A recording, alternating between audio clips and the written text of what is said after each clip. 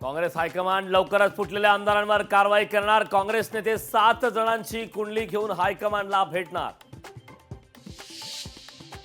उद्धव ठाकरेंनी मित्रपक्षांच्या नेत्यांना संपवल्याचा भाजपचा आरोप। शरद पवारांचे ठाकरेंच्या रडारवर असल्याचं आशिष शेलारांचं भाकीत। विधान परिषद निवडणुकीत घोडेबाजार झाल्याचा विरोधकांचा आरोप। मतांसाठी कोट्यवधी रुपये आणि प्रत्येकी 2 एकर जमीन दिल्याचा राऊतांचा दावा।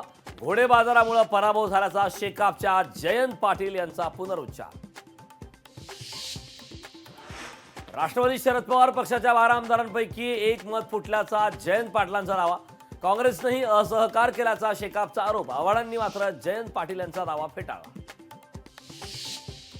मराठा आरक्षणासाठी सरकारने घेतलेली मुदत संपली। आरक्षणासाठी सरकारकडून कोणत्याही हालचाली नाहीत। जरांगेंना संयम बाळगण्याचा सरकारचं आवाहन। छत्रपती संभाजीनगरचे 50 तरुणांचे इसिसकडून ब्रेन वॉशिंग। तरुणाच्या व्हॉट्सअप ग्रुपवर दहशतवादाचं ट्रेनिंग।